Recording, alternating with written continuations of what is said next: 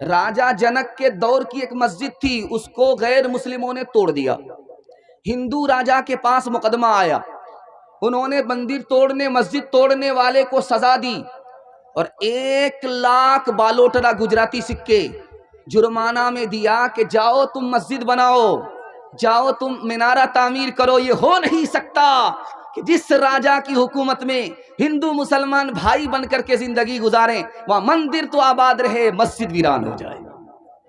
टीपू सुल्तान के लिए दुआ कीजिए, अल्लाह उनकी कब्र को नूर से भर दे। उन्होंने हिंदू समाज को कितना मंदिर दिया है? 156 मंदिर दिया। टीपू सुल्तान मुसलमान होकर के हिंदू समाज को 156 मंदिर दिया है।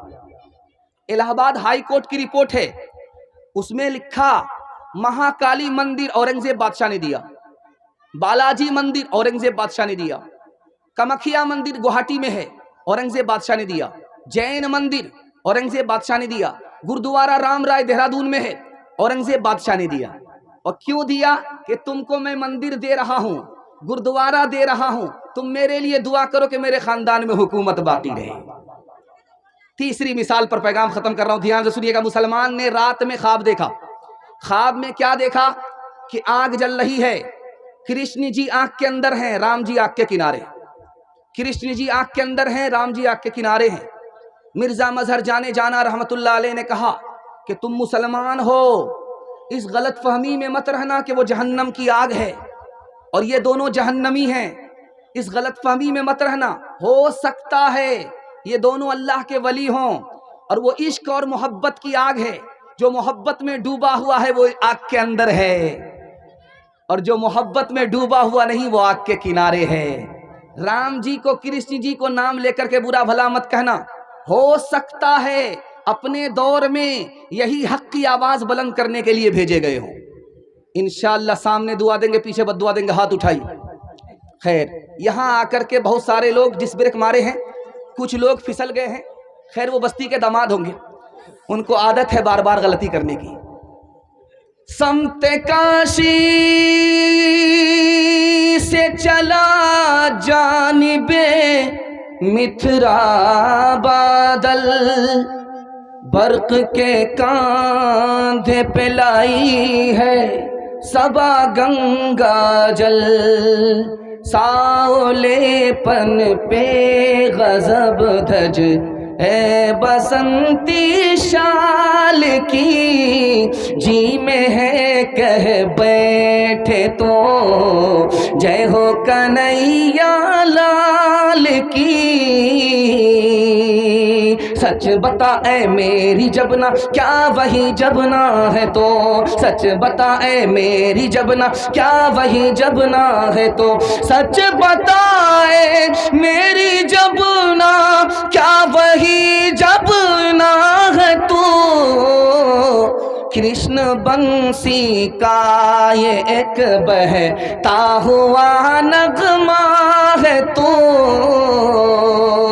काम क्रोध और लोभ का मारा जगत न आया रास, जब जब राम ने सितम लिया तब तब पाया बनवास।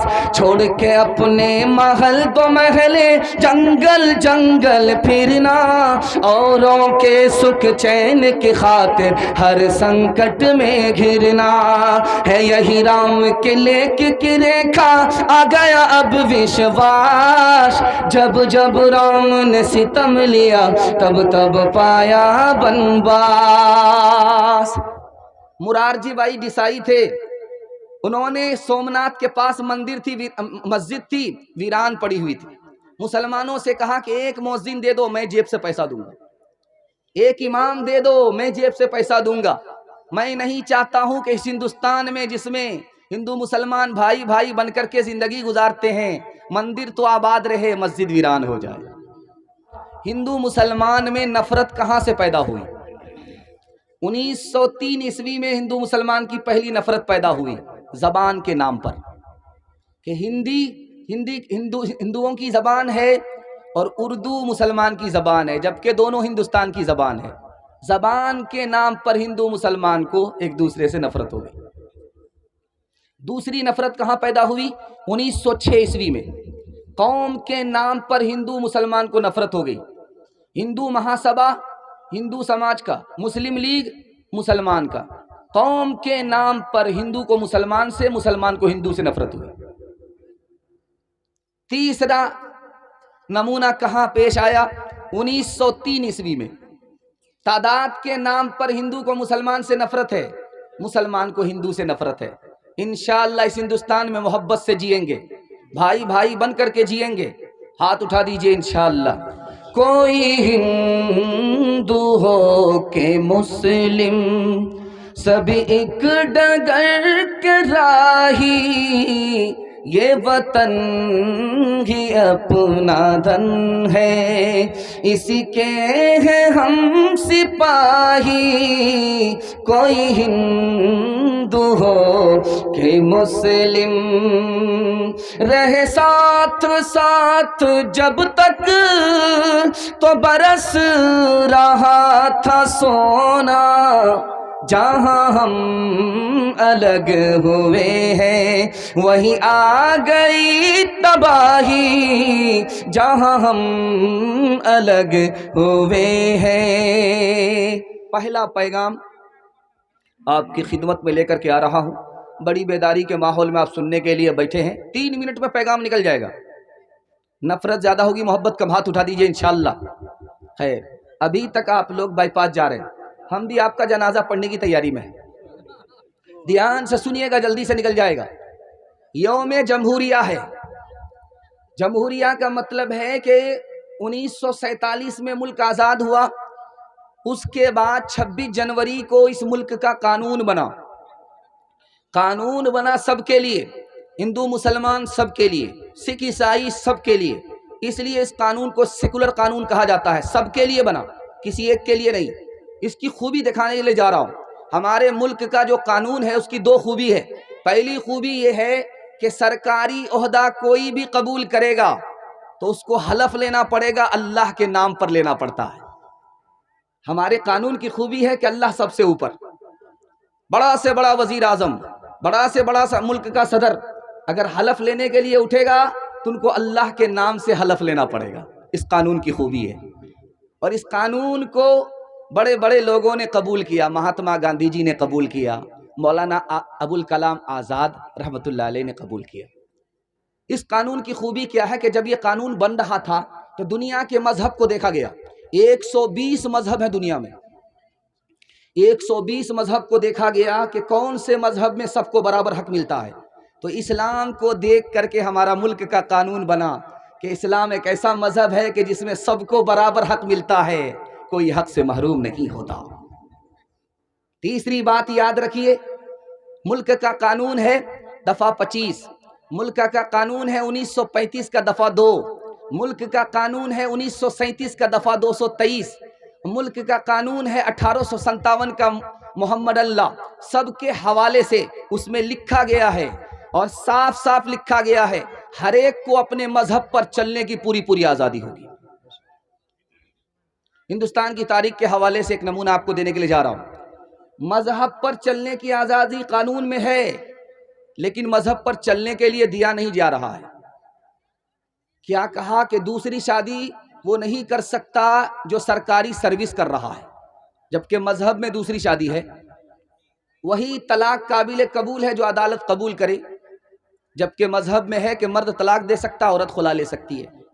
280 दिन के बाद जो बच्चा पैदा होगा वो बाप का नहीं होगा, जबकि मजहब में लिखा है कि 2 साल के अंदर बाप के मरने के बाद अगर बच्चा पैदा होगा तो उसी बाप का होगा। मुंह बोला बेटा अपने बेटे के बराबर नहीं हो सकता, वो नकली बेटा है या असली बेटा है। खानदानी मंसूबाबंदी, हम 2 हमारे 2, अगला बच्चा भी नहीं, 2 के बाद कभी नहीं। कम संतान सुखी किसान। मजहब में पूरी आज़ादी है कि 2 से ज़्यादा बच्चे भी आपको हो सकते। बच्चे खुदा की नेमत है, खुदा ने उसको लाया। अगर हमारे माँ बाप भी गलती करते तो हम भी नहीं आते। लेकिन फैमिली प्लानिंग की बात हो रही है। एक मिसाल पर पैगाम ख़त्म कर रहा हूँ। ये हौसला रखना हिंदुस्तान में जीते हुए कि जिएंगे और दूसरे को जीने देंगे। हाथ उठाइए, बिल्कुल सही जा रहा, जोश के साथ हाथ उठाइए। एक मिसाल पर पैगाम ख़त्म कर रहा हूँ। सुल्तान सिकंदर लोधी, सुल्तान सिकंदर लोधी इस हिंदुस्तान पर हुकूमत करने वाला बादशाह था।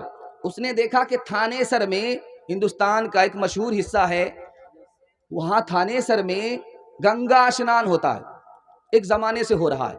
तो मुसलमान बादशाह था, उसने कहा कि इस गंगा स्नान को बंद कर देंगे। तो एक आलिम खड़े हुए कि गंगा स्नान मजहब की आज़ादी है, गैर मुस्लिमों को मजहब की आज़ादी देनी पड़ेगी, उसका मंदिर तोड़ नहीं सकते, उसके स्नान को बंद नहीं कर सकते, ये शरीयत का हुक्म है, अब तुम्हारी मर्जी है, जो चाहो वो करो, मुझे शरीयत का हुक्म बता देना था। तो बादशाह को आलिम के आगे घुटने टेकना पड़ा और अब फैसला वापस लेना पड़ा। इंशाअल्लाह इस हिंदुस्तान में न खुद अपने धर्म पर चलेंगे, दूसरे को चलने नहीं देंगे। हाथ उठाइए। फिर अमनो एहतजाज का परचम उठाइए, तफरीक व इख्तिलाफ दिलों से मिटाइए, अपने वतन की अज़मतों शौकत बढ़ाइए, आज़ाद के उसूल को रहबर बनाइए, मुज़मर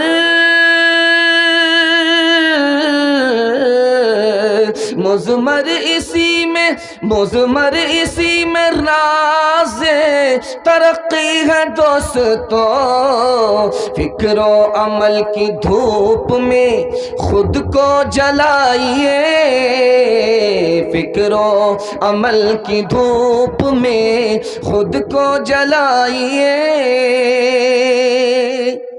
हिंदू समाज ने मुसलमानों की तरफ से, हिंदू समाज की तरफ से मुसलमानों को कैसा भाईचारा मिला, ये दूसरा पैगाम लेकर के आ रहा हूँ। ताज़ा माहौल है, जल्दी से निकाल रहा हूँ, इसके बाद जवान तक पहुँचने वाला हूँ। आप साथ देंगे? दोनों हाथ उठा दीजिए इंशाअल्लाह। ध्यान से सुनिएगा, जल्दी से निकल जाएगा। महात्मा गांधी जी ने कहा मुसलमानों की कुर्बानी बहुत ज़्यादा है इस मुल्क को आज़ाद करने में। मुसलमानों को मैं किस मुँह से कहूँगा तुम पाकिस्तान चले जाओ? मुसलमानों की कुर्बानी इस मुल्क की आज़ादी में सबसे ज़्यादा है। जिस वक्त हिंदू समाज सो रहा था उस वक्त मुसलमान जाग रहा था। मैं किस मुंह से कहूँ मुसलमान को कि तुम पाकिस्तान चले जाओ? आज़ादी उसकी कुर्बानी से, उसको कैसे कह सकता हूँ कि तुम पाकिस्तान चले जाओ? जवाहरलाल नेहरू, उन्होंने कहा कि मुसलमान बादशाह जब इस मुल्क में हुकूमत करते थे तो मुल्क ज़्यादा खुशहाल था, इतना खुशहाल था, इतना खुशहाल था, जितना खुशहाल ईरान था उससे ज़्यादा खुशहाल हिंदुस्तान था। मुसलमान हुक्मरान, मुसलमान बादशाह जब हुकूमत करते थे हिंदुस्तान में तो हिंदुस्तान माला माल था, और जब अंग्रेज आया तो हिंदुस्तान कंगाल हो गया। तीसरी बात याद रखिए, एक गैर मुस्लिम है, उनका नाम है डॉक्टर ताराचंद। उन्होंने कहा कि मुसलमान इस मुल्क का इतना वफादार है, इतना वफादार है, इतना वफादार है कि बाहर की ज़बान मुसलमान की अरबी फ़ारसी थी, मुसलमानों ने अरबी फ़ारसी को छोड़ दिया, मुल्क की ज़बान हिंदी और उर्दू है, हिंदी उर्दू दोनों इस्तेमाल करने लगा। मुसलमानों ने बाहर की ज़बान छोड़ दिया, मुल्क की ज़बान को पकड़ लिया, इतना वफादार है।